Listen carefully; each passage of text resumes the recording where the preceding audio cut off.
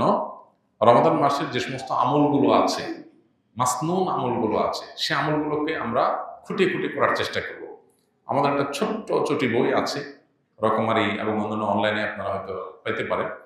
বইটা হলো মাহে রমাদানের 27 আমল। এখানে নবী করিম সাল্লাল্লাহু আলাইহি সাল্লামের সুন্নাহর আলোকে কোরআনে কোন আয়াত থেকে রমাদান মাসে করার মতো 27টি আমলের ব্যাপারে একটা ধারণা দেওয়া হয়েছে।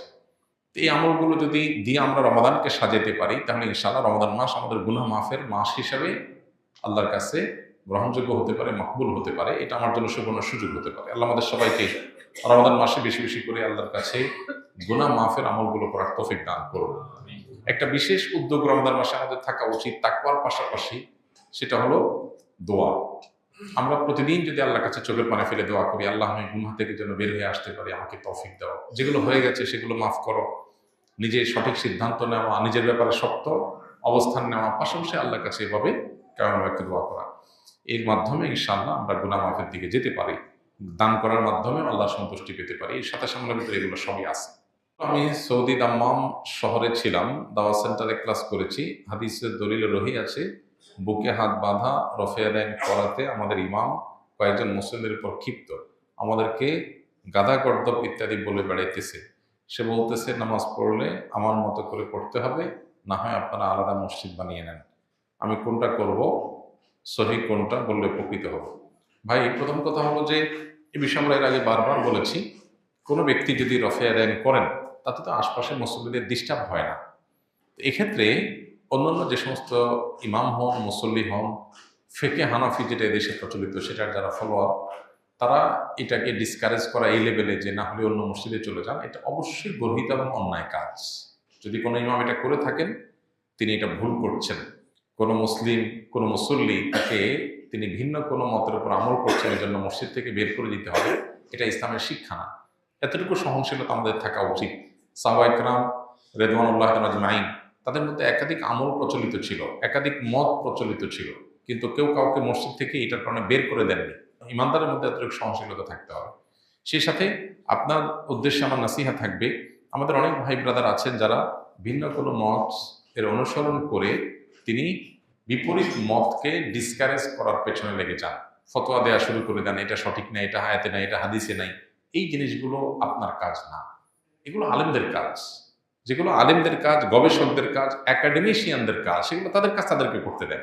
এখন আপনি সাধারণ মানুষ হয়ে নিজে আমল করছেন, যদি আপনি আলেমের ভুল ধরা শুরু করে দেন, ভুল ধরা বলতে কোরআন হাদিসের, আপনি যেমন এখানে বললেন যে সহিহ হাদিসে আছে, কোনটা না আছে, আপনি এই ডিবেট বিতর্কে যায়েন না।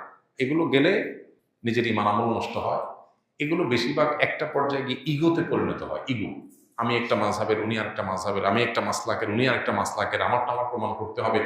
ব্যক্তিগত জেদ, রেষারেষি এবং জেতাহারার মতো একটা মানসিকতা অনেক সময় চলে আসে, যেটা আমাদেরকে ইখলাসের গণ্ডি থেকে বের করে দেয়। এই জন্য আল্লাহর ভয় অন্তরে থাকা উচিত। আমি যেটাকে সঠিক মনে করছি, আমল করছি, আমি চাই আমার অন্য ভাই সঠিকটার উপর আমল করুক, কিন্তু এই ওলামাদের, ইমামদের ইস্তিহাদগত বিষয়ে ডিসকারেজ করা, ভুল ভাল বলে বা আপনার ফতোয়া দিয়ে বা এটার বিরুদ্ধে আপনার ডিবেট, বিতর্ক উস্কে দিয়ে বা এই সমস্ত কিছুর পিছনে সময় ব্যয় করে আমরা বেশিরভাগ ক্ষেত্রে নফসের চাহিদা পূরণ করি, বেশিরভাগ ক্ষেত্রে আমাদের দিলের আকাঙ্ক্ষা পূরণ করি, বা আমরা ইখলাসের গণ্ডি থেকে অনেক ক্ষেত্রে আমরা বের হয়ে যাই। এই জায়গাতে উভয়ের সবারই সতর্ক থাকা কাম্য। আমি তো মনে করছি আমি সঠিকটা করছি, কিয়ামতের ময়দানে জান্নাতে আমার যাওয়াটা হলো লক্ষ্য, সেখানে আমি পারবো কিনা সেটা হলো গুরুত্বপূর্ণ প্রশ্ন।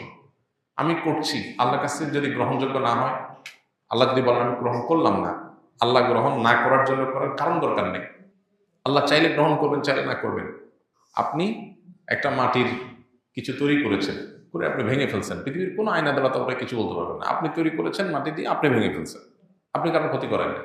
আমরা আল্লাহর সৃষ্টি, আল্লাহ সৃষ্টিকর্তা। আল্লাহ আমাদেরটা গ্রহণ করবেন, করবেন না, জান্নাতে দিবেন, জাহান্নামে দিবেন, পৃথিবীতে সৃষ্টি জগতে কেউ তাকে জিজ্ঞেস করার নাই। লা ইউসআল আম্মা ইয়াফআল ওয়া হুম ইউসআলুন।